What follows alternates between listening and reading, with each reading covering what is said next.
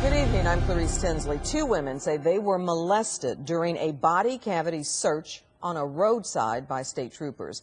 Now they're suing the officers and the Texas Department of Public Safety. Sean Rabb says the women's story and has it first on Fox 4 News. It happened on July 13th, Friday the 13th. 30-year-old Angel Hobbs and her 24-year-old niece were headed to Oklahoma for a weekend of casino fun when they were stopped by a trooper for littering, throwing a cigarette butt out of the window, and their luck ran out before they could get out of town.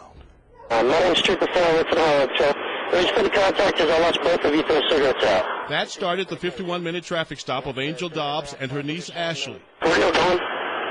We were heading up to Oklahoma, a little road trip. The women explain they're on their way to a casino, but the trooper says he smells marijuana in the car. How much marijuana is in that car? And don't lie to me. I don't smoke marijuana.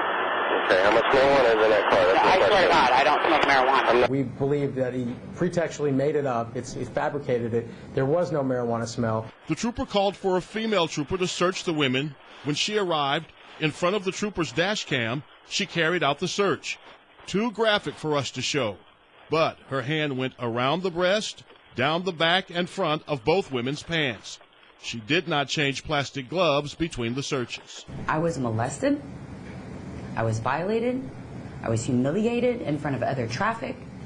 I had to witness my niece go through the same thing. We showed the video to attorney Pete Schulte, a former cop and not associated with this case.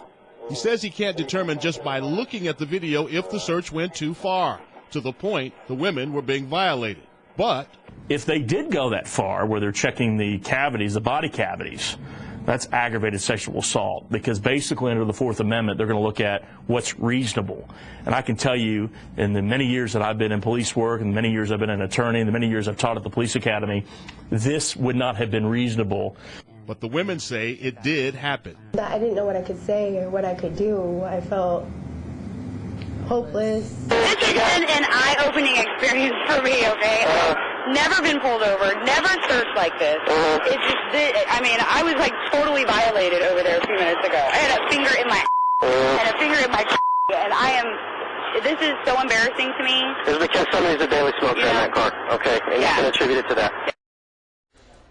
Now, I did get an email from the Department of Public Safety that reads, while we do not discuss pending litigation, it does acknowledge the Texas Rangers conducted an inquiry and turned those findings over to the Dallas County District Attorney.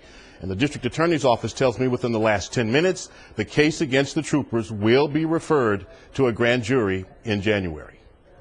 That is extremely concerning, Sean. Did those women agree to the search of their car and the search of their bodies? Well, they tell me they never agreed. They never gave consent to that body search. Now, when there is probable cause and a police officer thinks there's evidence that could be destroyed, they don't need to have your consent. And so for the trooper, the probable cause to the search was the odor of marijuana. But you heard the attorney say they believe that was pretextual and that he fabricated that so he could execute this search. Yeah, okay. What about other law enforcement? What do they have to say about this kind of search on the side of the road? Yeah.